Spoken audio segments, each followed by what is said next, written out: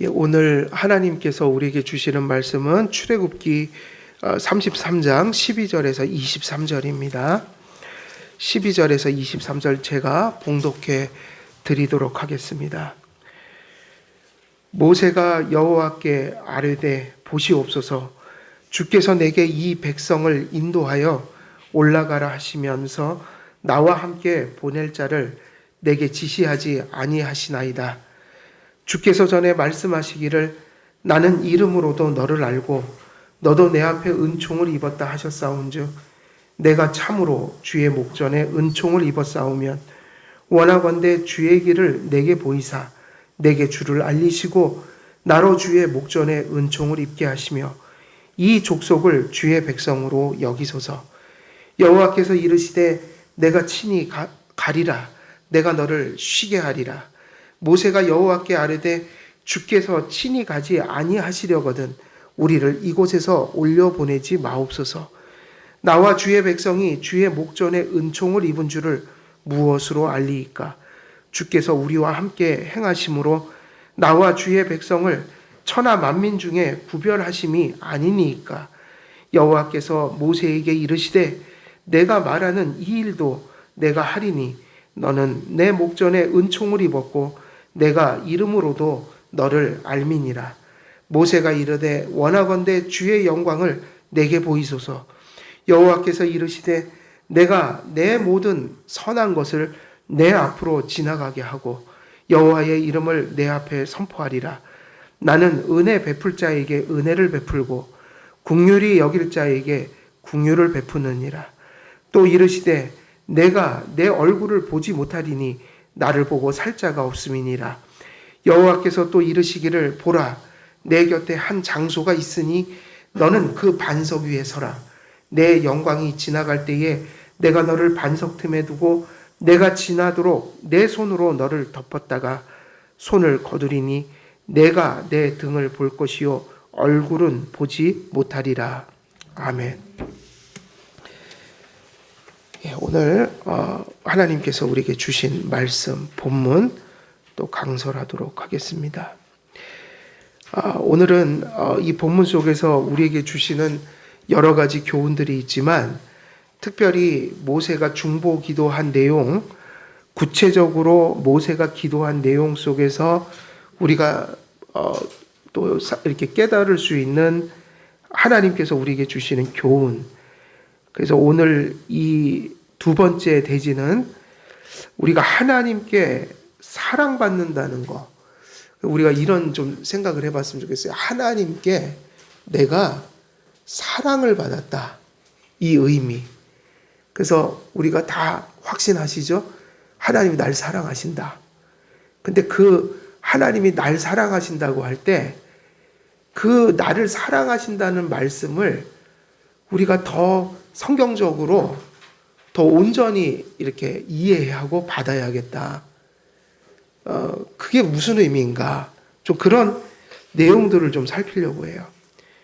그래서 이 두 번째 대지는 하나님이 나를 사랑하시는구나. 내가 너를 사랑한다.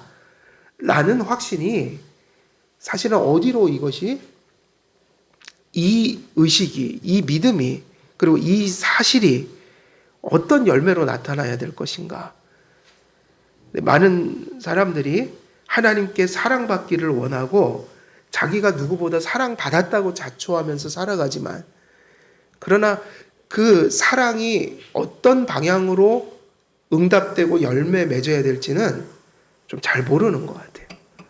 그래서 교회에 그렇게 하나님의 사랑을 받은 사람들이 많다고 하잖아요.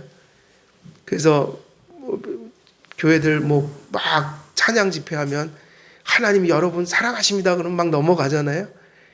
그리고 눈물 펑펑 흘리면서 하나님이 나를 사랑하셔. 오늘도 예배 시간에 내가 체험했어. 근데 교회가 그 하나님의 사랑을 받았다는 사람들이 그렇게 많은데 왜 이렇게 교회는 사랑이 고갈돼 가고 교회는 그렇게 하나님의 사랑을 받은 사람들이 많음에도 불구하고 세상에 손가락질 받을 만큼 그렇게 망가져 가고 있냐는 거예요. 그게 좀 생각해 볼 필요가 있다. 우리가 하나님 앞에 사랑받았습니다. 그것이 정말 그 가진 본연의 의미가 뭘까? 예, 좀 그런 의미들을 좀 같이 살펴보고자 합니다. 그래서 이 말씀 역시 우리가 지난 시간에 말씀을 전했지만 정말 중요한 것이 뭐냐? 이 전체 말씀을 지금 흘러가고 있는 맥락이 뭐냐면 지금 하나님이 지금 오늘 전한 주제 그대로예요. 하나님께서 누구를 지극히 사랑하셨어요? 모세를요. 근데 지극히 사랑했을 뿐만 아니라 이런 사랑이 있었어요. 특별한 사랑이었어요. 왜 특별한 사랑을 주셨냐면 모세는요, 다른 그 회중들이, 그 이스라엘의 회중들이 받지 못한 사랑을 받았어요. 그죠? 우리가 성경을 상식적으로 읽어보면 지금 이스라엘 백성들은 다 지금 하나님으로부터 격리되어 있는데 모세만 하나님과 대화하고, 그죠? 모세에게 주어진 사랑이라는 것은 아주 특별한 사랑이었단 말이에요. 그래서 모세가 사실은 이스라엘 백성들을 중보한 것도 무엇에 기대서 그렇게 한 거예요? 하나님과의 특별한 친분 관계였죠. 하나님께 자기해 주신 특별한 사랑, 특별한 은사, 특별한 권능, 특별한 계시. 근데 이게 또 똑같아요. 여러분, 이 세상에 사도들과 같은 은혜를 받은 사람들이 구약 신약 다 통틀어서 딱 사도들이 받은 은혜만 얘기를 한다면 사도들과 같은 사랑과 은혜를 받은 사람이 몇 명이나 될 것 같아요. 이게 신사도와 정통신학을 구별하는 이게 지금 그 리트머스예요. 사도와 같은 은사, 사도와 같은 특별한 능력, 임무, 이런 거를 받은 사람이 신구약 통틀어서 몇 명이 있을까요? 몇 명이죠? 몇 명이에요?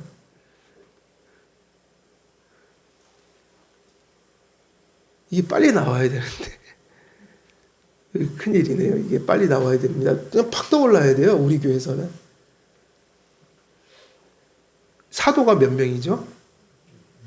가룟 유다까지 합쳐서. 네? 12명. 가룟 유다는 버림받았잖아요. 한 명 또 들어왔잖아요. 바울. 그리고 누구 또 들어와 있었죠? 한 명 또 뽑혔잖아요. 그죠? 그러니까는 많아봤자 10몇 명, 사도 수만큼만 사도가 있는 거예요. 사도 같은 똑같은 능력을 받아서 사도 같은 직분을 한다고 그러면 그게 신사도 운동이라고요. 그래서 우리 장로교 헌법에는 이미 장로교 헌법에는 다 써 있잖아요. 1600년도 웨스트민스터 신앙 고백이 그 표준 문서가 나올 때부터 이미 그러한 개념은 다 들어 있었다고요. 사도는 임시직이라고 그랬잖아요. 직분론에서. 사도는 없어요. 그래서 성경을 쓴 사람들, 성경의 저자는 사도들, 선지자들밖에 없다고요. 지금 이단적인 교회들이 신사도 운동을 쫓아가잖아요. 목사님, 은사 받은 자들이 자기들이 직통 계시 받았다면서 사도들이 하는 일을 하고. 이게 신사도 운동이에요. 이게 신사도 운동이니까 사도 같은 그런 특별한 은사를 받고 그렇게 하나님과 그렇게 쓰임 받은 사람은 이제는 없어요. 사도들이 이걸 남기고 가서 이제 이걸 붙들고 가는, 이게 사도성이라고요, 성경이. 사도들을 따라가는 신앙이 진짜 신앙인데 우리에게 사도를 따라가는 신앙은 성경밖에 없잖아요. 신구약 성경. 선지자와 사도들의 터 위에 교회가 세워졌다. 그러니까 이게 빨리 나와야 된다고요. 그러니까 모세 같은 사람도 없었어요, 구약에. 근데 모세가 그러니까 엄밀히 말하면 하나님의 특별한 사랑과 부르심을 받은 게 맞아요. 그래서 이 중보의 기도는 철저히 무엇에만 기초해서 드릴 수 있는 기도였어요? 모세가 하나님께 그런 사랑을 받아야 하고 그런 직분을 받아야 하고 그런 은사를 받아야 했다. 그래서 모세가 특별한 사랑을 받았기 때문에 모세는 정말 그렇게 고백할 만한 사람이었어요. 하나님이 정말 나를 사랑하셨다. 그리고 실제로 이스라엘 전체가 다 부패하는데 누구만은 지금 부패 안 하고 있어요? 모세. 그리고 모세의 최측근이죠. 누구죠? 아론이 있지만 여호수아. 사실은 아론도 넘어졌잖아요. 지금 이스라엘에서 죄 안 진 사람이 2명밖에 없어요. 그 우상 숭배 안 한 사람이. 모세하고 누구죠? 여호수아. 그 모세가 엄청난 사랑을 받았고 죄로부터 보호도 받았고 하나님 앞에 친밀한 관계 속에 있었어요. 근데 모세의 사고 속에는 하나님과 자신의 이 친밀함이 무엇을 할 수 있는 근거로 인식이 됐던 거예요? 하나님께서 주신 그 친밀한 사랑이, 관계가 모세에게는 무엇을 할 수 있는 근거로 인식이 된단 말이에요. 지금 다 죽어가는 이스라엘 백성을 중보할 수 있는 기회로 본 거예요. 무슨 얘기냐면 하나님과 통할 수 있는 사람이 지금 이스라엘에서 누구만 남은 거예요? 모세요. 근데 모세의 이것이 바로 제가 오늘 전하고 싶은 사실은 핵심이에요. 우리는 대부분 하나님께 내가 무진장 사랑을 받았다고 느끼는 분들이 많죠. 그리고 그걸 자랑하는 분들도 있어요, 사실은. 내가 하나님 앞에 참 특별한, 그래서 그렇게 간증하러 다니는데 난 별로 마음에 들질 않아요, 그런 사람들이. 그게 그 하나님 사랑받았다는 말은 그게 거기서 끝나면 아무 의미가 없는 거예요. 왜 그럴까요? 모세한테 배우라는 거예요. 모세는 하나님께 사랑을 받았다는 말을 무슨 의미로 이해를 했을까요? 지금 여기서 그대로 보여주잖아요. 모세의 말, 모세의 행동. 지금까지 우리가 이 우상숭배 본문 가지고 상당한 기간 지금 또 설교하고 있는데 끊임없이 그걸 보여주고 있어요, 지금. 뭐죠? 모세는 하나님이 정말 나를 사랑하시는 거, 이거를 뭐로 이해했냐면 소명으로 이해했다는 거예요. 근데 우리나라는 그게 좀 잘못 가르쳐져서 개인주의적 신앙에 빠져서 하나님 사랑하면 자기가 누구보다 잘났거나 아니면 누구보다, 그러니까 사랑을 받았다는 의미가 저 사람보다 내가 많은 거를 받았다는 의미로 이해를 해요. 거기에 포커스를 맞추는 거예요. 그러니까 자꾸 나와서 자랑하고 싶은 거야. 내가 이런 거를 경험했습니다. 내가 뭐 이런 거를 경험했고요. 근데 그 얘기 이면을 가만히 들어보면 그 돌아다니면서 그런 소리 하는 건 자기 잘났다는 소리예요, 결국. 물론 은혜를 얘기를 하긴 해요. 근데 결론은 뭐냐면 내가 그 정도로 너희들하고 다른 존재라는 거예요. 엄청난 차원의 은혜를 받았다고 떠들고 다닌단 말이에요. 근데 그러다가 잘못되는 수가 되게 많아요. 그게 무슨 얘기냐면요. 하나님이 나를 사랑했다는 얘기는 내가 받은 것을, 내가 받은 모든 것들이 누구를 위해서 베풀었다는 의식이 있어야 돼요? 교회인 거예요. 왜 그러냐? 에베소서를 보면은 교회를 뭐라고 하나님이 말하죠? 이게 되게 중요한데요. 우리의 생각을 하지 말고 성경을 자꾸 보라는 얘기예요. 성경의 논리를 따라가라는 얘기예요. 성경에서 뭐라고 얘기하죠? 교회가 뭐라고 얘기합니까? 교회를 가르치는 가장 중요한 비유가 뭐냐면 body예요, body. 누구의 body죠? The body of Christ. 거기다 또 붙이면 그분이, 그리스도가 뭐가 되죠? 헤드, 머리 대신 그리스도의 몸이다. 그래서 우리가 항상 신앙생활은요, 이 두 가지가 같이 가는 거예요. 한 사람이 개인적으로 구원을 받는 게 맞죠? 그죠? 하나님과 나 1대1 관계는 맞아요. 근데 1대1 관계는 절대 1대1 관계로 머물 수가 없어요. 그거는 오래 가지 못해요, 신앙이. 항상 하나님은 우리를 개인적으로 구원하시면 구원받은 그 순간에 우리는 뭐가 되는 거예요? 성경대로 하면? 에베소서에 써 있다고 그랬죠? 개인적으로 구원받는 순간 우리는 뭐가 되죠? 그 순간부터? 하나님이 이렇게 구원하신 적이 있나 한번 생각해 보세요. 성경을 보면. 우리의 생각대로 하면 그럴 수 있어요. 내가 예수님 잘 믿으니까 그냥 내가 마음으로 믿으면 그럼 됐지. 끝. 오케이. 나 예수님 믿어. 마음으로 믿어. 내가 구원받아. 됐어. 이제 없어. 아무것도. 이게 아니라 성경의 말씀은 뭐라고 그러죠? 우리가 한 사람이 구원이 받아서 생명이 태동하는 순간 그 사람은 교회의 일부가 되는 거예요. 그래서 교회는 그리스도의 몸이다 이 얘기는 그 교회 자체의 정의가 뭐예요? 그 교회 자체의 정의가 뭐죠? 부르심을 받은 자들. 부르심이 뭐예요? 우리가 교리 공부할 때 다 배웠죠? 외적 부르심. 말씀을 다 전한다. 근데 말씀 전한다고 다 믿어야 안 믿어요? 아니잖아요. 성령의 유효적 부르심이 있어야 된다. 말씀 들을 때 성령이 역사해야 중생하고 거듭나고 죄사함 받고 성화를 이루며 살아가는 거예요. 그런데 이게 개인의 마음속에 일어나는 일이라고요. 그죠? 근데 그게 바로 부름이라는 거예요. 콜링, 부르심. 근데 성경은 뭐라고 그랬냐면 교회를 가리켜서 개인적으로 부르시는데 개인적으로 부르시는 그 부르심들이 각자 홀로 부른 게 아니라 성경을 보니까 개인적으로 부르신 건데 개인적으로 부르시는 동시에 무리로서 부르셨다.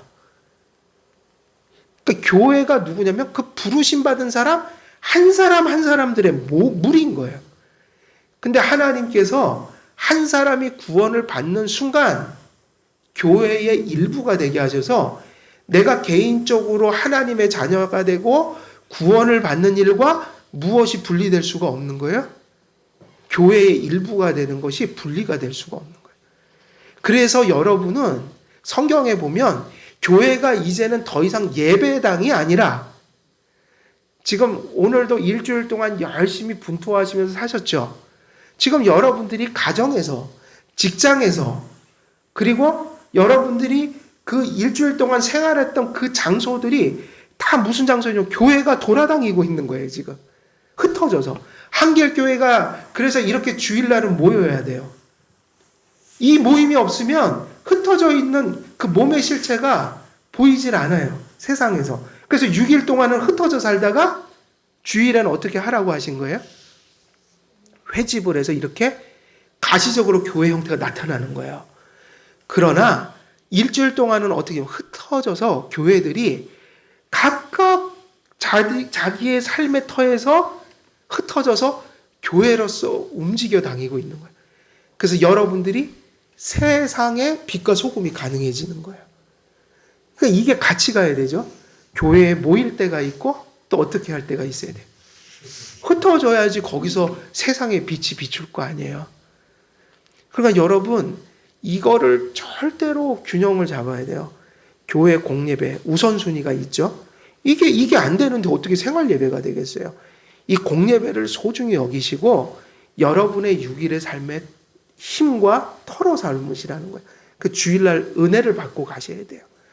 그리고 이제 주일 공예배를 통해서 은혜 받고 하나님 앞에 또 이제 우리가 그렇게 은혜를 받아서 일주일 동안은 어떤 교회가 되는 거예요? 흩어지는 교회가 돼서 거기서 각각 세상 속에서 가정에서 아버지로서 자녀로서 또 회사에 그죠? 여러 가지 일들을 하시면서 또 가정을 돌보면서 내가 거기서 교회로서 빛을 내면서 살아가는 거야. 그래서 각 사람을 뭐라고 불렀죠? 교회라고 불렀는데 하나님이 여러분을 교회라고 부를 때는 개인주의적인 게 끼어들 수가 없어요. 하나님이 각자 흩어져 살지만 그 한 사람의 구원받은 자의 삶을 교회라고 불렀다고요. 지금 교회가 돌아다니고 있다. 교회는 예배당이 아니라 여러분 한 사람 한 사람이 교회고 그들의 무리가 교회다. 그러니까는 흩어져 있지만 여러분은 한길교회로서 살아가고 있고 보편교회로서 지금 살아가고 있는 거예요. 그러니까 사실은요, 가난 교인이라는 말을 쓰면 그 말은 쓰지도 마세요. 그런 거는 써서는 안 돼요. 교회론적인 이단이에요, 그거는. 가시적인 교회를 부정하는 행위거든요. 그게 있을 수가 없단 말이에요. 교회가 존재하면서 내가 있고, 내가 있어야 교회가 있어요. 개인주의도 아니고 집단주의도 아니에요. 그게 다 집단주의니 그 개인주의니 이런 게 다 잘못된 사상이라고요. 우리는 개인이면서 교회예요, 이미. 그래서 교회가 아닌 개인이 있을 수가 없어요. 그러니까 여러분들을 부르실 때 어디 안에서 부르신 거예요? 그냥 여러분만 사랑해서 누구만 콕 집어서 구원한 겁니까? 하나님은 그 예정하셨다고 그러잖아요. 한 명 한 명을. 그죠? 그 말이 맞아요. 한 명 한 명 예정했는데 나만 예정한 거예요? 무리를 예정한 거예요? 그러니까 나를 예정하셨는데 나는 무리 속에서 있는 거고 하나님 편에서 보면 그 무리들 전체를 한 명 한 명 택한 거예요.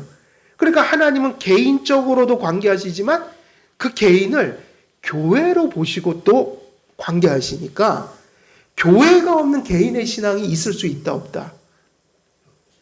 없다는 거예요. 그래서 절대 그런 사고를 하면 안 돼요. 내가 내 마음으로 믿으면 되지 교회라는 게 굳이 필요하냐?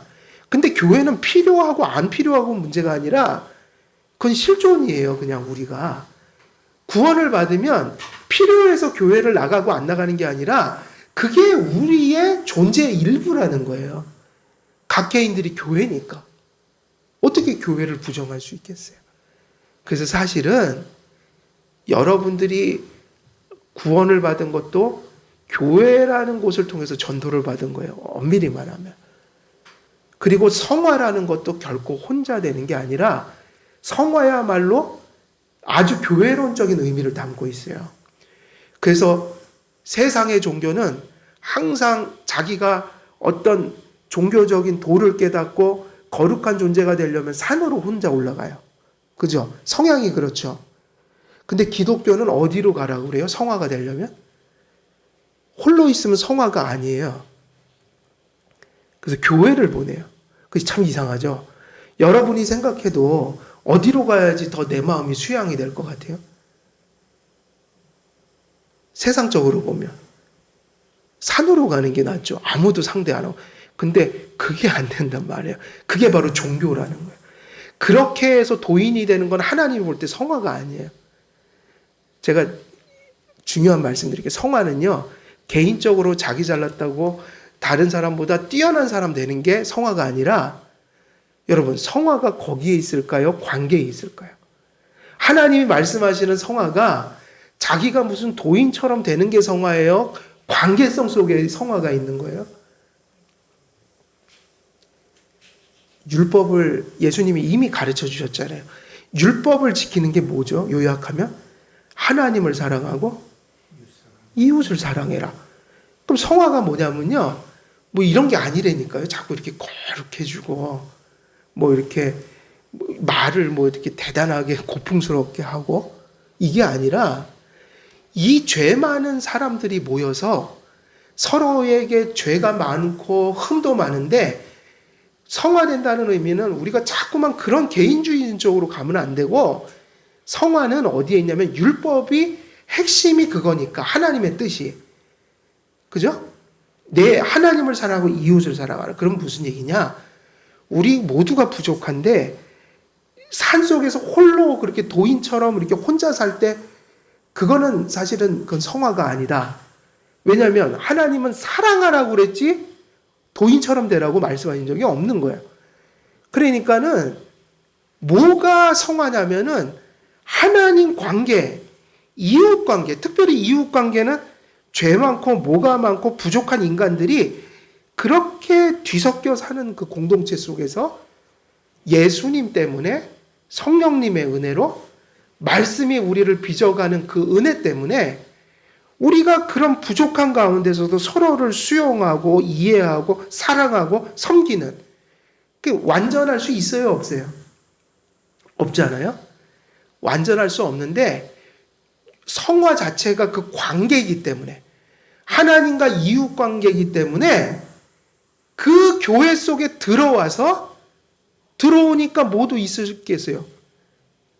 교회 밖으로 나가면 문제도 없을 거 아니에요. 부딪힐 문제도 없고 고민할 문제도 없고 불편할 것도 없고. 근데 어디로 들어와야 되는 거예요? 성화는? 교회로 들어와서 그게 정상인 거예요. 문제 많은 사람들이 모여서 부딪히면서 말씀 때문에 성령의 감화로 서로보다 나보다 남을 낮게 여기며 그런 것들을 수용하고 받아들이고 배려하면서 그렇게 뒤엉켜서 사는 거예요. 같이 예배드리고 기도해주고 섬겨주고. 근데 완전하지 않아요. 죽을 때까지. 그럼 뭐가 성화죠? 막 공자처럼 되는 게 성화된 걸까요? 하나님과 이웃들 관계 속으로 들어가는 게 성화일까요? 들어가는 게 성화죠. 애초에 그것을 들어가자면 그건 성화 자체가 없는 거야. 왜냐하면 성경에서 내 이웃을 내 몸처럼 사랑하라, 그게 목표니까. 성화니까 그게. 그것을 잘 살아가는 게 성화잖아요. 근데 어떻게 관계 속에 들어가지 않고 그거를 실천하겠어요? 그래서 제가 세상 사람들 보면 가끔은 웃게 되더라고요. 산속에 들어가서 돌을 닦고 뭐 이런 혼자. 혼자는 무슨 관계가 없는데 무슨 문제가 있겠어요. 근데 그거는 성화 자체가 아닌 거예요. 그러니까 성화를 잘 이해하세요. 자꾸 내가 대단한 그렇게 수준의 그러니까 그런 걸 꿈꾸지 말고 뭐가 성화냐면 관계인 거예요. 그러니까 성화 자체가 어디서 일어나고 그 성화가 어디서 자라갈까요? 교회에서 자라가죠. 그러니까 교회가 없다면 성화가 없는 거예요. 우리는 자꾸만 개인적으로 착하게 사는 거, 개인적으로 경건의 기쁨을 혼자 누리고 살아가는, 근데 그게 이미 성화가 아닌 거예요. 왜냐하면 성화 자체가 관계니까요. 하나님께서 우리가 성화됐다고 할 때 그 성화의 모든 모범은 율법에 있다. 십계명에 있다. 근데 우리가 이미 상식적으로 알고 있잖아요. 십계명이 뭐냐? 예수님이 가르쳐 주시기를 십계명을 지킨다는 것은 하나님과의 관계를 바르게 맺고 이웃을 사랑하는 관계 속에 들어가는 거다. 그러니까 여러분 좀 고상하지 않아도 돼요. 고상하지 않은데 그렇게 서로 부딪히며 같이 뒤엉켜서 잘 살아가고자 하는 마음들이 예수님 때문에 자꾸 이렇게 우리 마음속에 피어오를 때, 이게 성화구나. 왜냐하면 성화는 사랑이니까, 관계니까. 우리가 성화를 자꾸 생각할 때 가장 중요한 부분을 거기다 두고 가야 되는 거예요. 그러면 이제 우리가 판단할 수 있게 되죠. 내가 성화된 인간인가. 여러분 가보십시오. 개인주의로 얘기하면 세상에 성화된 사람 얼마나 많아요. 신학자들은 어떻게 그렇게 성경을 잘하는지 줄줄이 꿰고 있어요. 예? 그리고 또 어떤 분들은 혼자 고상해서 관계는 안 해도 그래도 홀로 누구 앞에 피해는 안 주고 살아가고, 그리고 그냥 어떻게 그렇게 애를 쓰는지 그냥 날마다 그냥 틀에 딱 만든 거를 실천하면서 하루에 2시간씩 기도하고 성경 한 4시간씩 읽고. 근데 죄송하지만 그 사람들이 사람을 사랑할 줄을 모르면 그게 성화가 된 걸까요? 안 된 걸까요? 그거는 이렇게밖에 이해가 안 돼요. 무지만이 불을 뗄 땔감을 집어넣었는데 불은 붙이지 않은 거예요. 그 지식이, 그 개인 경건이 실제로는 성화가 아니라는 얘기예요. 심지어 그게 조금 잘못 가면 뭐가 될까요? 바리새적인 신앙이 돼서 자기의 개인적인 경건의 수준을 다른 사람들이 나보다 못났다라는 그 판단의 기준이 돼서 자꾸 정죄하고 판단하고 무시하는 삶을 사는 거예요. 성화가 철저히 교회론적이라는 얘기예요. 교회론. 그게 돼갖고 이제 어디까지 가야 되는 거예요, 사실? 제일 먼저는 하나님을 믿는 형제들이 먼저 사랑해야 되고, 그리고 그 사랑이 어디까지 가냐면 이제 세상으로 가면 믿지 않는 자들이라도 하나님의 형상을 가진 자들을 존중해주고 사랑의 관계를 맺어가. 그래서 우리가 그것을 잘 인식해야 된다. 그러니까 관계를 하나님의 말씀과 성령이 주신 그 은혜로 건강하게 관계를 맺어가는 것. 그게 지혜고 성화다. 그러면 이제 성화는요, 우리가 1차적으로 교회 안에서 우리 교우들끼리, 그리고 이제 조금 더 나가면 어디로 가요? 그냥 우리가 삶 속에서 부딪히고 만나는 수많은 사람들과의 관계. 너무 복잡하게 생각하지 말고 그냥 주어진 관계 속에서 보면 돼요. 오늘도 내 자녀들이 있고 또 자녀들은 부모님 맨날 얼굴 보잖아요. 그래서 자녀들이 성화가 돼야 된다고요.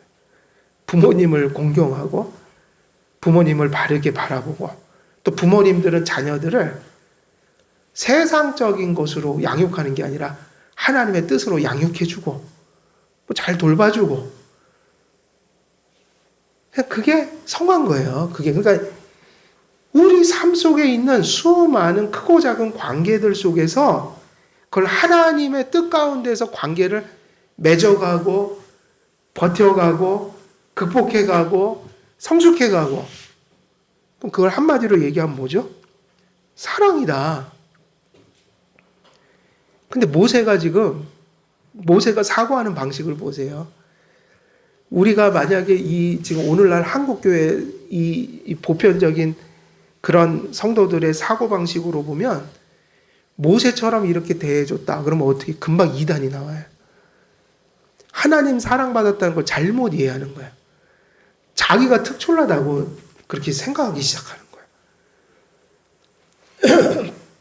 근데 모세는 그러지 않았어요. 모세는 하나님께 하나님이 지극히 사랑하신 사랑을 받을 때 바로 그 사랑을 어디로 가져간 거예요? 관계로 가져갔잖아요. 하나님이 나를 사랑하신다. 우리 지금 이스라엘 공동체가 지금 다 죽게 생겼다. 하나님이 저들을 상대를 안 해. 이 공동체를 살릴 사람은 누구밖에 없다? 모세밖에 없다. 그러니까 모세가 하나님과의 관계를 철저히 중보의 토대로 삼았던 거예요.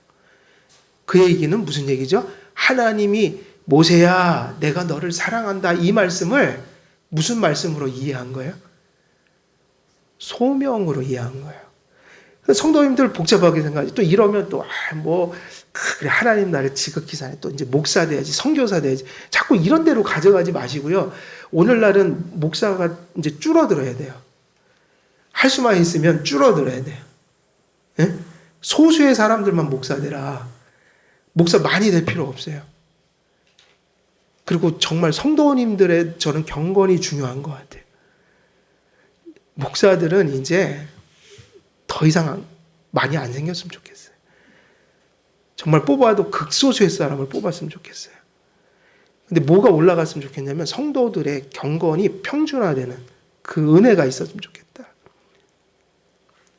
그런데 이렇게 생각하시면 돼요. 하나님께서 나를 지극히 사랑한다 이런 의식이 내게 들어온다. 너무 감사하네. 하나님 나를 이렇게 사랑하셔? 그럼 무슨 생각을 하면 되는 거죠?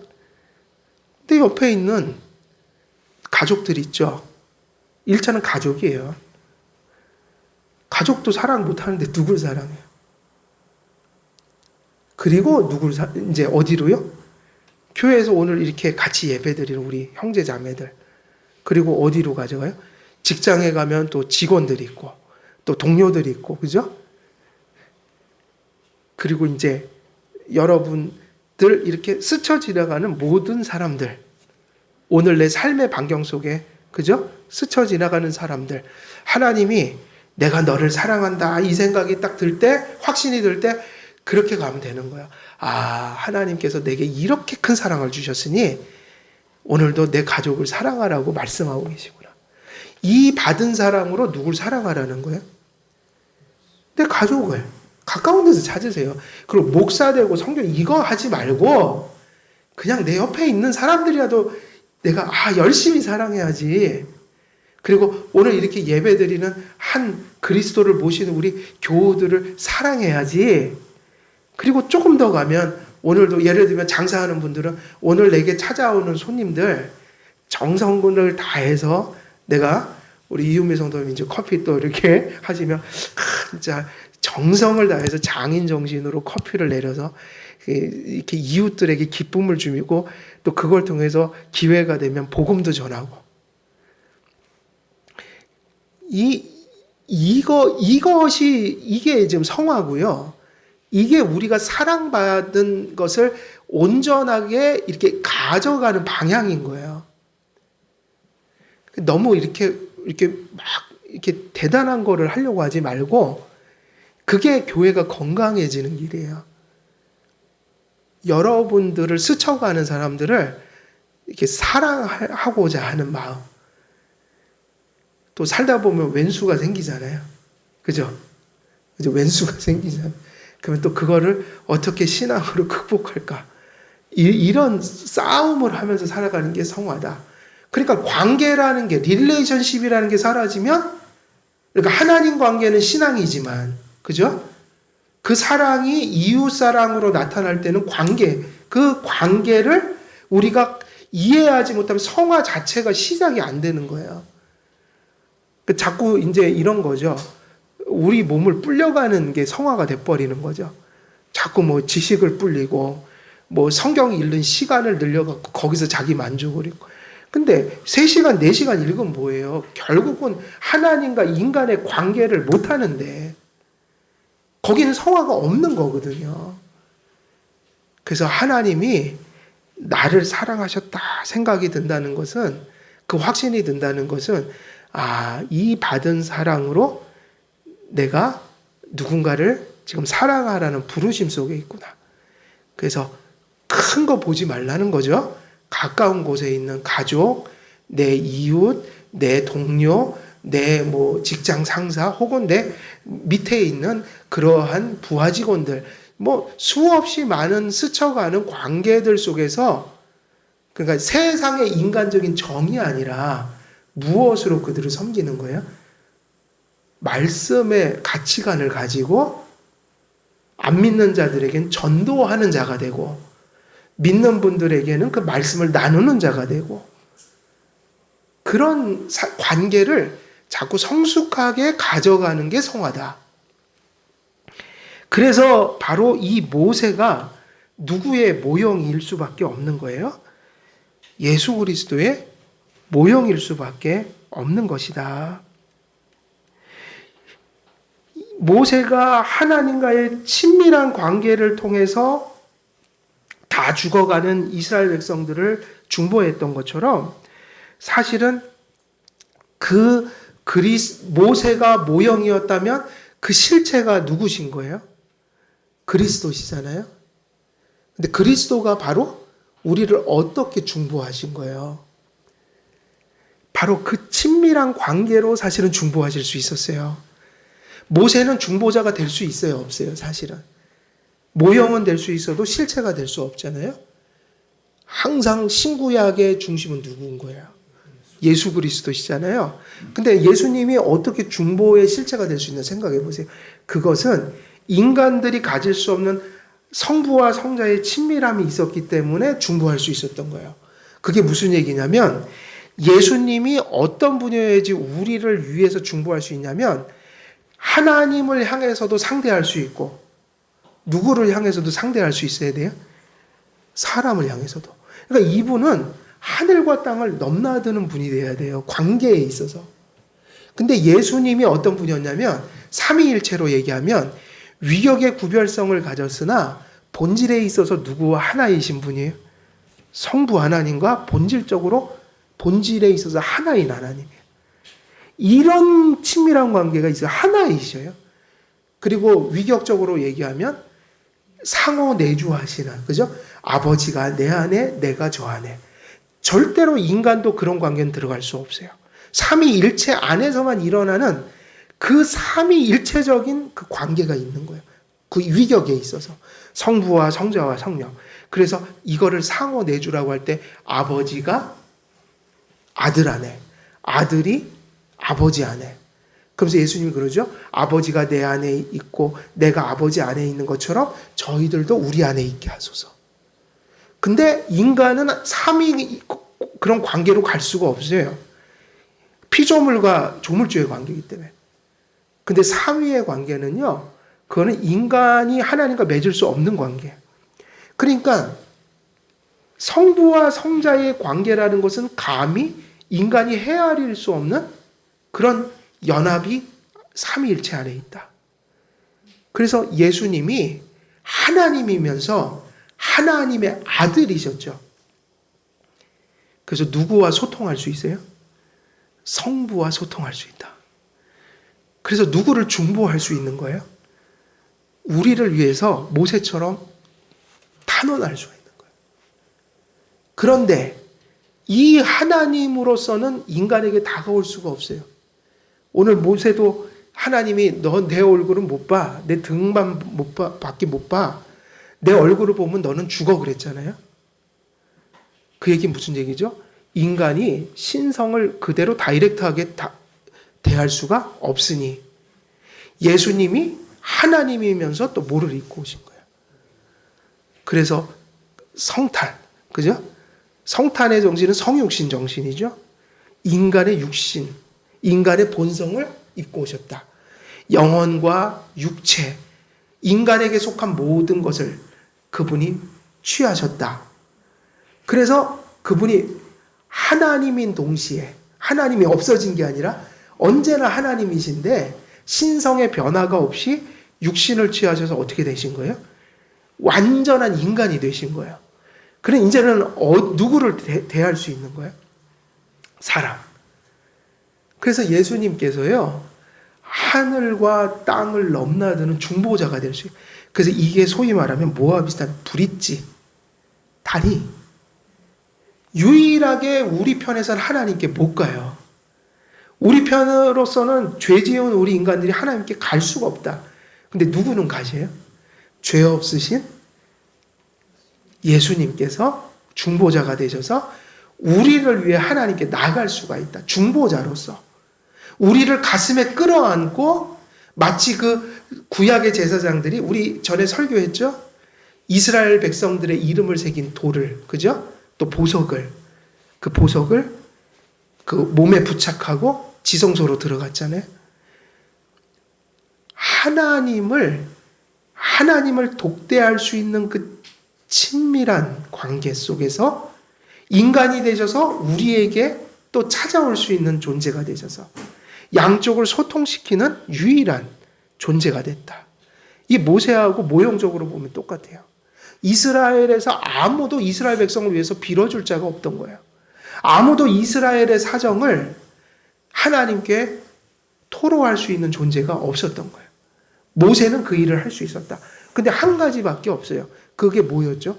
하나님께 무진장 사랑을 받았고 하나님은 그에게 특별한 관계를 맺으셨다. 모세는 그 사랑을 받았을 때, 야, 나는 이런 사랑을 받았는데 이스라엘 백성들은 왜 그렇게 못나서 또 죄를 져갖고 저 모양 저 꼴로 이러질 않고 내가 하나님 앞에 받은 이 사랑이 저들을 살릴 수 있는 유일한 통로가 되는구나. 나밖에는 지금 하나님께 소통할 길이 없다. 와, 북한하고 우리나라는 이렇게 가까운데도 이렇게 소통이 안 돼요. 그래 판문점에 전화기 한 대 있는 것도 또 서로 기분 나쁘면 연락을 끊어버리잖아요. 그거를 소통 안 하잖아요. 근데 그거예요. 소통할 수 없는 상태에서 유일하게 하나님 앞에 나아갈 수 있는 분. 자기를 제물로 내어줘서 우리가 구원받을 수 있는 길을 여실 수 있는 분. 우리에게는 그런 분이 계신 건데 그런 식으로 따지면요. 하나님의 최고의 사랑은 누구와 누가 나누시는 거예요? 성부와 성자 아니겠어요? 그래서 메시아적인 사랑을 또 받으셨어요.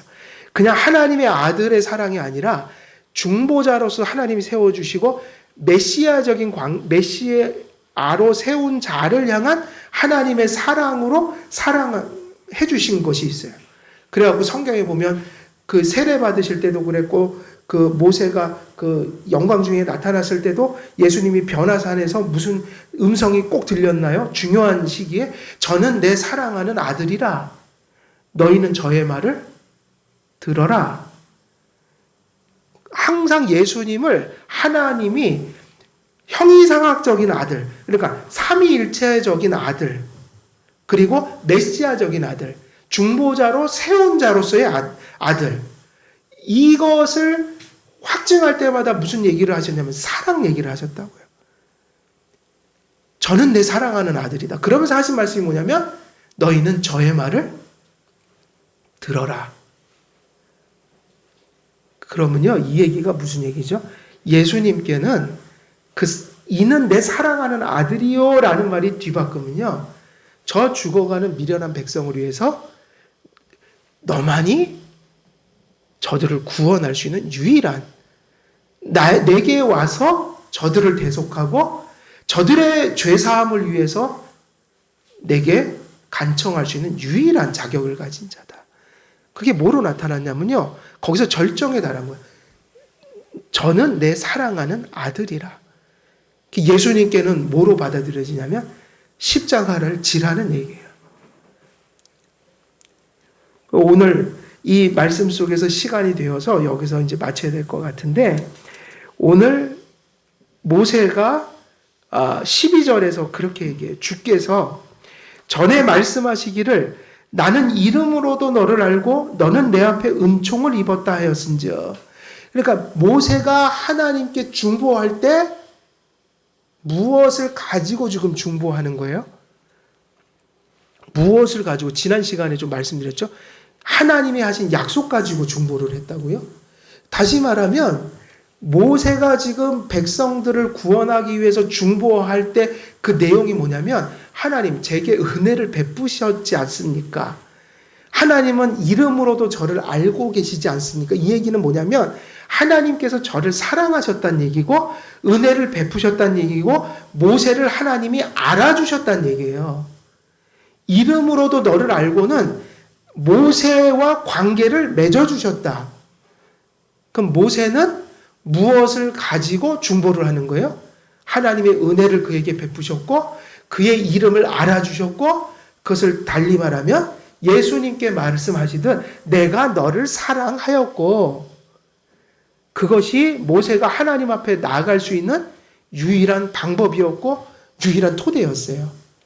예수님이 하나님의 아들이라는 거, 삼위일체 하나님 중에 이위격 되시는 하나님이요, 그리고 하나님의 아들이라는 거, 그리고 인간의 몸을 입으셔서 메시아적인 아들이 되셨다는 것. 온통 예수님과의 관계 속에, 성부와의 관계 속에 예수님의 중보의 가능성이 열려졌다. 이게 중보의 원리인 거야. 우리는 중보자가 되라고 이 말씀을 전하는 게 아니라 중보하시는 예수님을 통해서 하나님의 큰 사랑을 받은 백성들이잖아요. 그럼 우리가 나는 택함 받은 백성이야, 하나님의 사랑을 받은 자야, 이렇게 우리가 그 사랑을 깨달아야 되고, 먼저는 그 사랑을 누려야 되고, 그 사랑이 있어서 이 어려운 세상을 이겨내야 하고, 그런데 그 사랑을 확신할 때마다 그 사랑이 건강한 쪽으로 가야 되잖아요.